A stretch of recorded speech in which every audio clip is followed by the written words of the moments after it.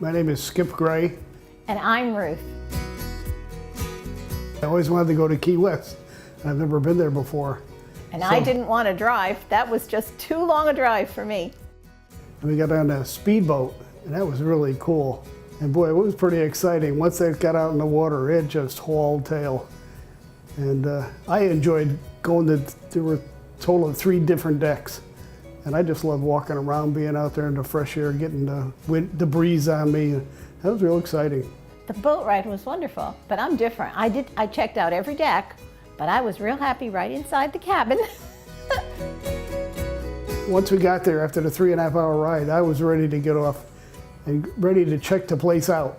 Some of the folks had been there before, quite a while back. They said, there's a nice restaurant called Two Friends. That's a nice name. And so we all kind of marched like a long train all the way over to this little place called Two Friends. And we had 2 tables. There were so many of us. And what a delicious meal we had. And Skip will tell you about the dessert. Well, someone told me that they made the best key lime pie. So I ordered one, and Ruth wanted to share it with me. And I was sorry afterward because we were fighting over the last bite. I didn't mind sharing a quarter of it, not especially more than half. And then we had some time on our own, so we just kind of walked around and looked at the architecture. They had told us about different places we might want to go in and see, but we were just enjoying it being outdoors because it was beautiful weather there that day. We got onto the ferry called the Yankee Freedom, and that one goes out to the Dry Tortugas.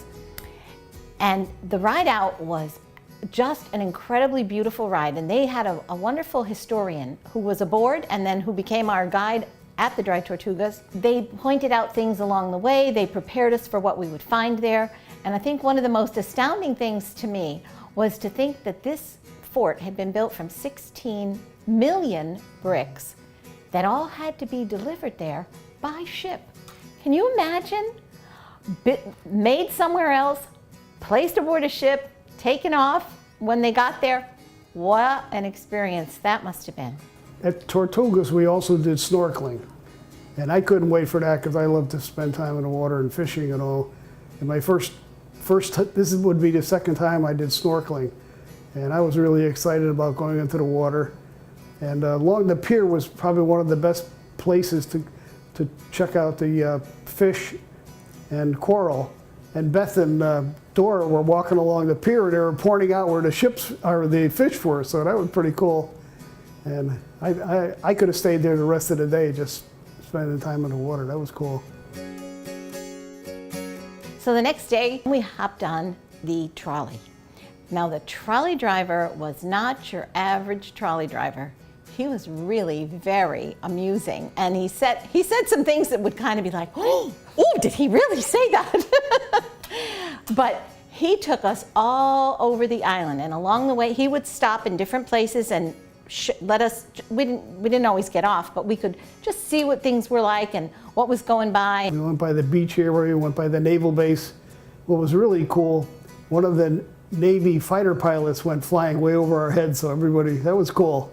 And of course he rammed it up, and it was pretty exciting to hear the power of those jets. Went to the Hemingway house, and we had a guided tour, and we all were very impressed.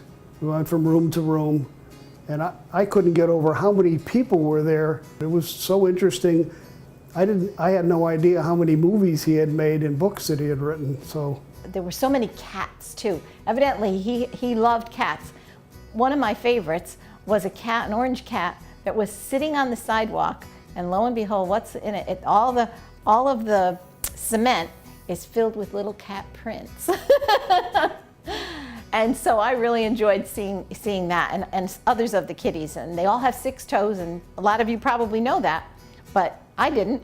So I learned some things that day, and now I want to read some more of his books.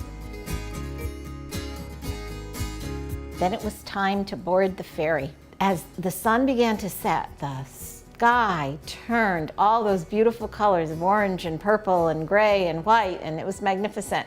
So I took some shots from the 3rd deck, and it was beautiful up there, and it felt so good to be outdoors, and it was wonderful to get back but it had been a marvelous trip with great memories.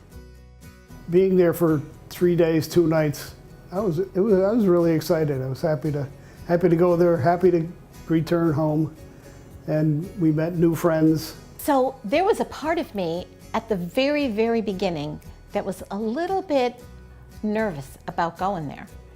I'm glad I went, because I came home with sights and sounds and scenes and memories, and one of them is just a little thing. However, we lived in Connecticut, and Route 1 runs right through Bridgeport, where we were born. So there were many times we had been on Route 1. We got to be at the very beginning. That was exciting. Had never been there before, and it's a great memory. I can still see the picture of that little sign that says, Mile 0.